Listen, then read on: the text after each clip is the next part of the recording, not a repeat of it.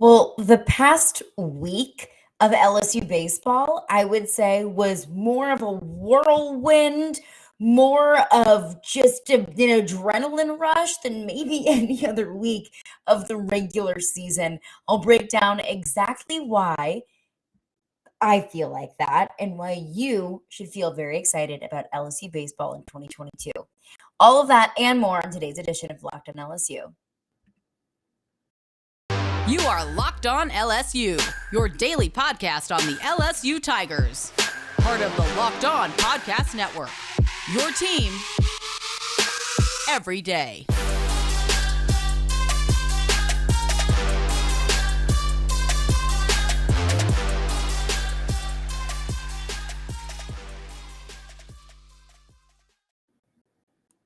Well, thank you for making Locked on LSU your first listen every day. We are free and available wherever you get your podcasts. I'm Caroline Fenton, and I'm your host, as I am every single day.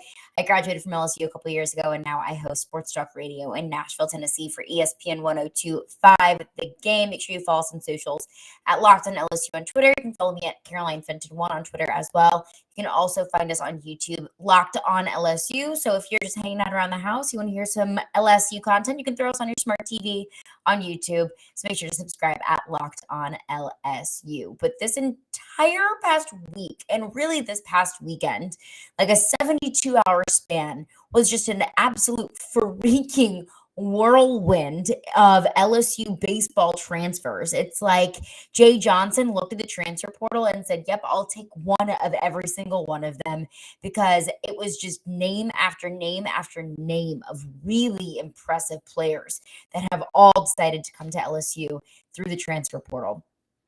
So we'll do a recap of exactly who is coming to LSU and who is on the way out. So just as a little bit of a refresher, who's on the way out?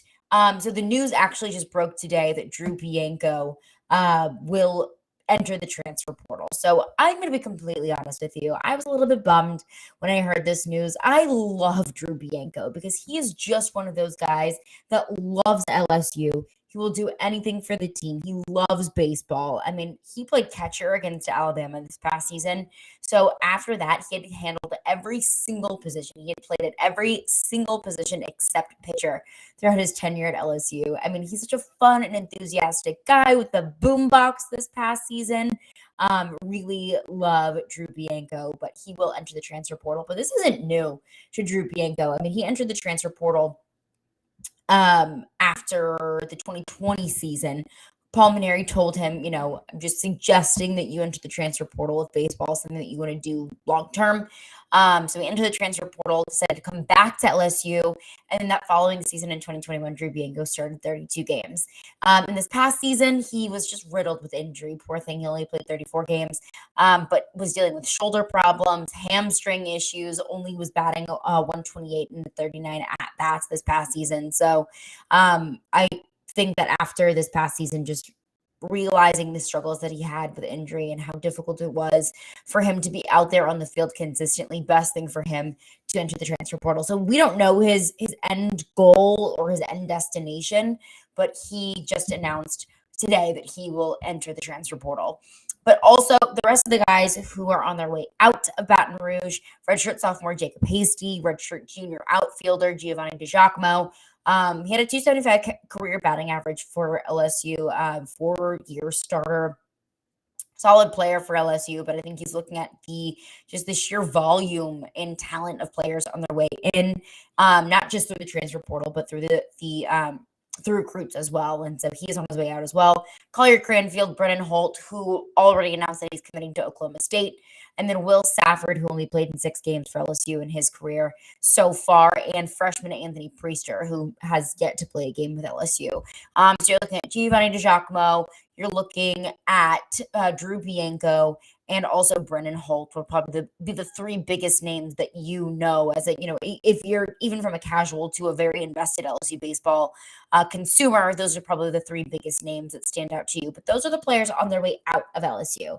But the most important thing of note, and what has literally given me whiplash over the past couple of days, is the names that are coming into LSU from the transfer portal. So let's break it down from the beginning. We know this, I've broken this down on a former podcast, but Jake Pineda from Baylor is the junior infielder who will be coming in from LSU. I believe, someone please correct me if I'm wrong, but I do believe that Jake Pineda was the first transfer into LSU in this season. So he did a 300 batting average last season with Baylor. He had 7 home runs, 27 walks, 35 RBIs, really solid talent coming in. Also, going to give Jordan Thompson a little bit of competition. Wow, words are hard. A little bit of competition in that infielder shortstop role.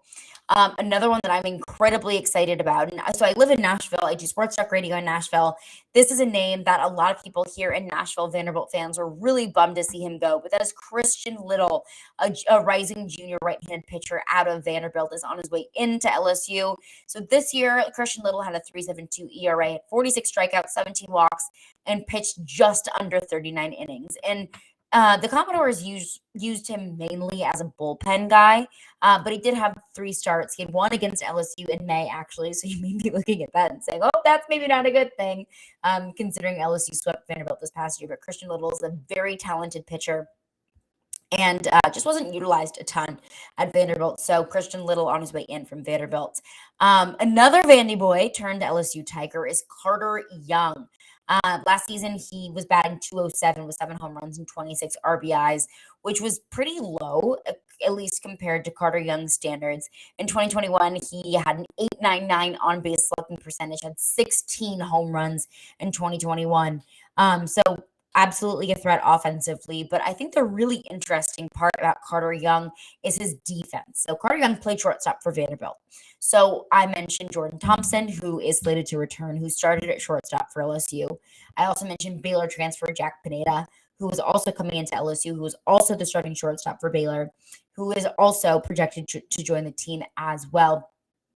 But Carter Young also started at shortstop at Vanderbilt. And I know that infield defense, it was something that I've harped on so many times on this podcast. And it's something that probably made you roll your eyes several times throughout this past season, is just how poor the infield defense truly was. So I see Jay Johnson adding Carter Young as not just a little bit of a competition for that shortstop position, but also just adding infield defense depth as a whole, which thank goodness, that's what this team needed very much so. And of course, this isn't like a one person wins this job kind of thing. It's not like a quarterback battle. You know, if Jordan Thompson doesn't win the shortstop position, he'll probably move to third. And, you know, Carter Young, if he doesn't win it, so on and so forth. You know, these guys are all pretty seasoned veterans at most infield positions. So Jordan Thompson, Jack Pineda, and Carter Young all competing for that starting shortstop role, which I'm really excited to see kind of unfold in this offseason. I want to get to the 2 transfers that I am most excited about. First and foremost, Tommy White, Tommy Tanks, coming in from NC State, the rising sophomore infielder who played first base for NC State. But last season, I mean, he was just a freaking monster with a 3.62 batting average, had 27 home runs and 23 walks. So he's tied for 3rd most home runs in all of college baseball this season, not just the ACC, but all of college baseball, trailing just Ivan Melendez, not trailing just him, but Ivan Melendez, the Hispanic Titanic out of Texas, led college baseball with 32. So, you know, Tommy White was not very far behind. But let's just put this into perspective. If Tommy White was playing for LSU this past season or was playing in the SEC this past season, he would have led the SEC in home runs. Wyatt Langford led the SEC with 26. So Tommy White is just a freaking menace at the plate. So just listen to these accolades. 2022 ACC Freshman of the Year. And also, let's not forget this. He was a true freshman this past season, was putting up these kinds of numbers. So just wild what Tommy White can do offensively. 2022 ACC Freshman of the Year, 2022 All ACC First Team, 2022 ACC All Freshman Team, 2022 Dick Hauser Trophy semifinalist, 2022 Golden Spikes Awards semifinalist, and NCAA Freshman Home Run Record Leader. So, I mean, Tommy freaking Tanks. I am pumped to see what he can do in the purple and gold. But on the other side, at least defensively, Another transfer portal addition that I'm incredibly excited about is Thatcher Hurd, who is a pitcher from UCLA. So actually just picked up this transfer on Wednesday of this week. So he's kind of a new one, but this was marked LSU's 6th transfer portal pickup. So I mean, just clean freaking sweep of the transfer portal. Shouts out to Jay Johnson for that. But he is a rising sophomore, and he is coming off of an injury-battled freshman season. So he had a stress fracture of the bones of his lower spine that left him out of play since April. So he only had a very short period of time in his true freshman year at UCLA, but he appeared 9 games at a 1.06 ERA in 34 innings pitched. And in those 34 innings, 48 strikeouts. I mean, the guy is just a freaking animal.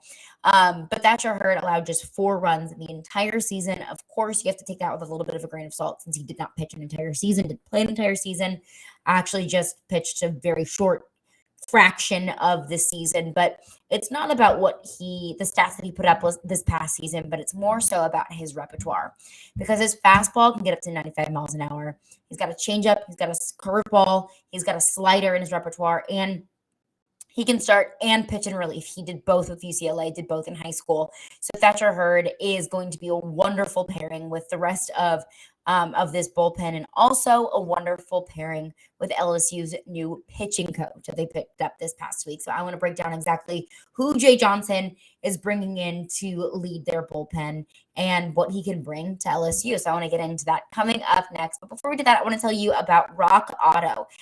So there are so many different makes and models of cars, and you've got electronic vehicles, add those into the mix as well. And it's impossible for your local chain auto parts store, your local dealership, to start all of the parts that you might need for your car. And it's also super intimidating and super laborious to go to your auto parts store and answer questions about what kind of make and model your car is or what parts your car might need. Don't waste your time doing that, and don't stand through all the interrogation at your local auto parts store when you have computers with access to rockauto.com in your home and on the go. So you can save time and money when using Rock Auto, because sometimes your local chain auto parts store might upcharge you 30 to 50 to 100% for the same parts that you can get at Rock Auto for much cheaper. So for example, if you drive a Honda Odyssey, a fuel pump could be around $350, which from your local auto parts store, which at Rock Auto, it's almost $150 less. So save a ton of money with Rock Auto. Plus, it can have everything you could possibly need. So you don't have to be concerned that they might not have the part that you need. They've got brake parts, tail lamps, motor oil, even new carpet for your car. I know I'm pretty clumsy and I've spilled a good bit of liquid on the carpet in my car, and I've had to get new carpet from Rock Auto, and it's looked great. It fits perfectly in my car, and it was cheap and easy to do it. So go explore their easy-to-use website today to find the solution to your auto part needs. That's rockauto.com. Go right now and see all the parts available for your car or truck. All you got to do is write "locked on" in their "How did you hear about us" box, so they know that we sent you. You've got amazing selection, reliably low prices, all of the parts that your car will ever need. rockauto.com. I guess kind of looking at the transfer portal, with the draft being so late as it is this year, just how do you balance, how many guys you want to take in from the portal, and obviously with the draft that's coming up, is that something you're still kind of learning about because the draft is a little bit later this year? I think the draft being late, I'll give you my opinion, is horrendous for us as coaches in college baseball. But, Major League Baseball, it's a business, and it's to drive money, and they feel like having the draft around the All-Star game, that's what they're going to do. So we have to adapt. We have a lot of balls in the air right now. Let's just call it what it is. You turn on the combine on MLB Network, and there's an LSU recruit, running the 60 or talking on the set or all of that. Is what it is. We'll see what happens with those guys. We've made strong pitches for why we think this is the right way, and it will never change my belief that it's better for a player to come do this. I think the thing that changes it sometimes for players is money, and some of those guys are going to get a lot of money and they're not going to be here. I think there's 4 that have no chance of showing up here next year based on the seasons they have and where they are, and it is what it is. I'm going to move forward to get us what we need. I'm not going to let one player, current or hold our program hostage. I'm just not doing it. I wasn't hired for that, and we're going to be okay. Oh, I love the sassiness. I love the spice of Jay Johnson about a week ago, just before the total. Um, LSU. It's funny to listen to Jay Johnson talk about how very much he has time and Jay Johnson knew what was going on. I think he addressed something very good there, and that was just how much pieces of their roster are so up in the air. They have the draft, they didn't even expect to LSU. They were attracted offense somehow. That's what the message is as well is you're competing against the usually it's really stiff competition there with the offense, millions and millions of dollars and the offense, a roster spot potentially on a major league baseball team in years. So that's a difficult part of dealing with. But Jay Johnson isn't looking to wait to make moves in the transfer portal or whatever that may be. He's not waiting for the draft to make him do that. When the draft is first July 17th and goes to the next. So Jay Johnson's not waiting to see what they're going to do. As kids, I don't mean that condescendingly. They're just literally 17 years old. They're waiting to see what these high school baseball players are going to do. He's not going to play that game. Instead, let's just go out and grab some of the best players in college baseball who have already proven themselves. So I love it. I appreciate the savageness. I appreciate the fact that Jay Johnson is not waiting for anybody to make his decisions. And I want to get into what exactly means for these players in the transfer portal, because I've seen a lot of criticism, strangely, online about these recruits.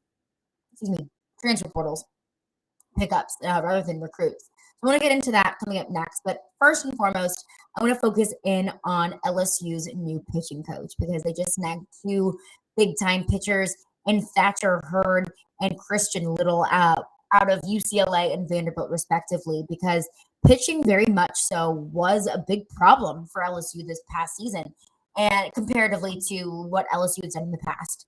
You look at LSU pitching this past year, and compared to the SEC, you're sixth in the SEC in ERA with a 4.32 ERA, which isn't bad, but the standard of LSU baseball is better than middle of the pack. Seventh in the SEC in innings pitched, sixth in the SEC in strikeouts, seventh in the SEC in wins, ninth in the SEC in saves, and they allowed the seventh most hits with 504 hits allowed over the season. So sixth, seventh is pretty much the average of LSU's pitching this year, and that's just not good enough. That's not good enough for me, and I don't think that's good enough for you, and I don't think that's good enough for any LSU baseball fan out there, and clearly it was not good enough for Jay Johnson, which is another thing that I have to kind of tip my hat to for Jay Johnson, is that he recognized the shortcomings of his team this past season and did something about it. What exactly did he do? In addition to picking up Thatcher Hurd and Christian Little, he hired Wes Johnson as his next pitching coach. So Wes Johnson is set to receive about $1 million, give or take, over the next 3 years. His contract starts July 4th. But who is Wes Johnson? What exactly can he bring to this LSU team? So Wes Johnson was the Minnesota Twins pitching coach before he came to LSU. He served as the pitching coach in Minnesota since 2018. So what did he do there?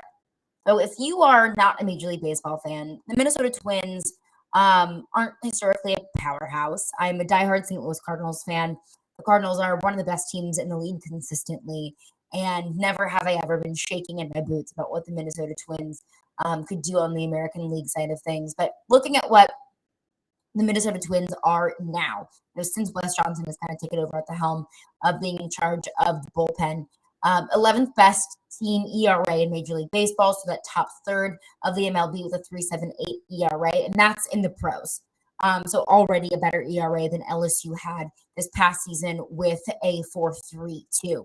The Twins are currently sitting at the top of the AL Central. They're 2 games ahead of the Cleveland Guardians, so the Twins are in a cush spot right now. And it's not just MLB experience. Wes Johnson came to the MLB from the SEC, from college. It's actually pretty unheard of to get plucked directly from a college bullpen dugout. Wow, words are hard today. Get plucked directly from a college dugout to go straight to the MLB. That doesn't happen very often. But before he was in Minnesota, serving as the Minnesota Twins pitching coach, he was pitching coach at Mississippi State in 2016. That's where his staff went from last in the SEC to first in the SEC. So shout out to Leah Van for that nice little tidbit there. And later in that season, he was hired by Arkansas and then groomed Arkansas or helped groom Arkansas into a College World Series finals team just a couple years later in 2018. So he's got a ton of expertise, not just in the SEC, not just in the MLB, but in baseball as a whole. He's been around. So that's going to be a huge addition to LSU's coaching staff, and it's going to be incredibly attractive to pitching talent coming up through high school and also in the transfer portal as well. But this is what Jay Johnson had to say about Wes Johnson, not brothers, not related, just a very common last name. Jay Johnson said, "We have hired, in my opinion, the best pitching coach in the country at any level. The success he has had at the highest level of baseball speaks to Wes's ability to communicate, teach, develop, and motivate.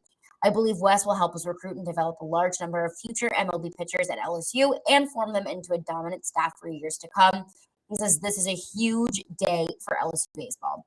Everything that I have heard about Wes Johnson is completely positive, both at the college level and at the major league level.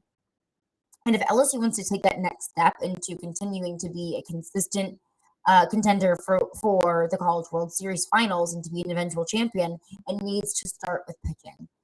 That is what I look to be the number one issue, or it was the number one issue against Southern Miss in the Southern Miss Regional. Was LSU was completely on pace to advance to the Super Regional. They just didn't have any arms. They just completely exhausted their bullpen. They didn't have the depth or the talent that was able to withstand a really tough series with Southern Miss. So I looked to Wes Johnson to say, okay, that would have been the difference most likely. The bats weren't moving great on that Sunday game. That would have been the difference most likely between LSU getting bounced from the College World Series and the regional to advancing to the Super Regional. And once you get to the Super Regional, who knows what could happen? Could that be a berth to Omaha? At least opens up the possibility for that. So incredibly pumped about Wes Johnson to be joining the staff at LSU, and will be a great compliment to all of the transfers that are coming into LSU as well. Coming up next, I want to talk about the transfer portal additions, because I've heard a lot of LSU fans very excited about this, and I've also heard some very strange grumblings that are very anti this, and it has to do with LSU football.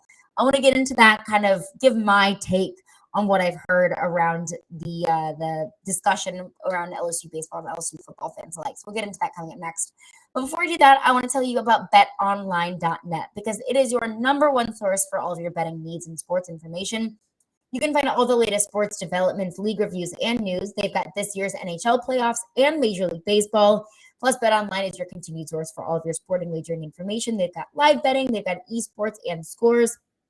I actually use betonline.net on my radio show today. They've got features for NFL coaches that could potentially lose their jobs, either get fired or resign by the end of the season. So I made sure to use betonline.net for that discussion today. Plus, it's the best spot for all of your sports scores, podcasts, and news this season. BetOnline.net is the fastest and easiest way to check in on all of your favorite sports and events. They've got MMA, boxing, and golf. They've got everything, so check it out. And head to their website today or use your mobile device to learn more about the trends in action. BetOnline, where the game starts. Well, thank you for making Locked On LSU your first listen every day. We're free and available wherever you get your podcast. Make sure to follow me on Twitter at CarolineFenton1 and follow the podcast on Twitter at Locked On LSU. And more importantly, make sure to check us out on YouTube, because we'll have the videos up as well as the podcast on YouTube every single day. So I always find it very interesting. I think that every action, I don't think it's a literal law, that every action has a reaction. And so whenever I heard the news of a big time hiring on LSU's coaching staff, or just transfer portal edition after transfer portal edition, and not just any transfer portal edition, but players that were incredibly successful and coming from incredibly successful programs, I thought to myself, okay, is there a negative side to this? Because I really don't see how there could be. I mean, it's all good things.